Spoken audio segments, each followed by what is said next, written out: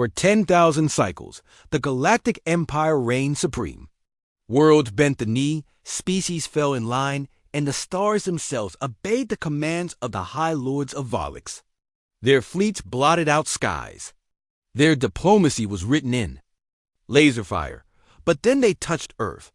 They thought it would be another minor integration, a primitive death world, barely crawling with sentient life. Their probes saw rusting steel, concrete jungles, and a species still waging war against itself. They laughed. The Empire's analysts labeled Earth as class, savage, tier 2 industrial, culturally fragmented. The invasion fleet was dispatched without hesitation. No diplomats. Just destroyers. The Armada arrived in Sol System with majestic arrogance, darkening the void with thousands of warships. Moons trembled under the pull of their gravity drives. Saturn's rings parted like dust. And yet, from Earth's surface, all was still until the first Imperial plasma round struck the atmosphere. It was meant to be a warning. Humanity didn't need warnings. In the bunkers beneath Cheyenne Mountain, an old man with 4 stars on his shoulder lit a cigarette with shaking hands. His aide read off satellite losses, casualties, missile trajectories. The general just stared at the monitor, watching the alien fleet hover above his planet like vultures. Then he gave the order. Operation Starfire is a go. They didn't expect what happened next. The Galactic Empire had fought species with claws, fangs, hives, and even black hole intellects. But never humanity. Not really. They didn't expect humans to already know they weren't alone.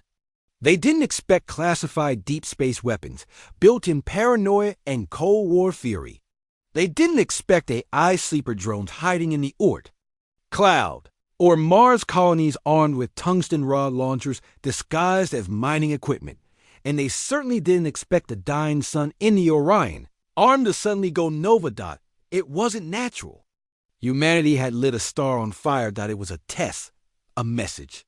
They had cracked the God code of stellar ignition, an apocalyptic fusion bomb powered by quantum resonance and dark matter catalysis. The Empire watched the star of NGC to 281 collapse into fire and then vanish into silence. 3 million Volix citizens incinerated in an instant. The Emperor ordered immediate retaliation. In orbit above Jupiter, the Volix 8th Fleet moved in, their flagships bristling with city-sized plasma lances. As they closed in on Earth's upper atmosphere, their sensors picked up strange signal-scrambled codes, heat signatures blooming like wildfire. The human defense grid activated. It wasn't a wall. It was a trap. Earth's atmosphere erupted with coordinated missile salvos, kinetic interceptors, stealth drones, and AME bursts that fried half the alien fleet's comms.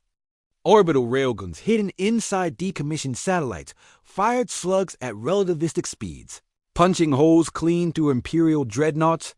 Then came the nukes. Not dozens, thousands.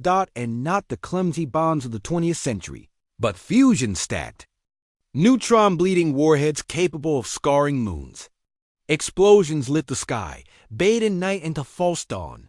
Alien shields flared and failed. Entire squadrons vanished. One human admiral, streaming live to the remaining Volix commanders, smiled grimly. You picked the wrong species. It wasn't just Earth's defense that turned the tide. It was humanity's unpredictability. Empires move slow. Chains of command stretch across light years. Orders are relayed, filtered, processed. Humans? They adapt. As the Empire tried to regroup. Earth launched counteroffensives through wormholes it had secretly opened. Special ops teams hit supply depots on alien worlds. Hackers broke into Volix War A and made them play music from Earth's 1980s. Some Imperial ships exploded to the beat of Never Gonna Give You Up. The psychological damage was worse than the physical. Empire morale plummeted. Soldiers deserted. Civilians panicked. One Volix colonel wrote in his report, "They laugh while dying. They charge while burning. They are not a civilization. They are a force of nature." Then came humanity's most devastating move. They ignited the binary sons of Thalos' prime homeworld of one of the Empire's ruling species. Twin stars detonated, burning half the system into glass dot. That was the message.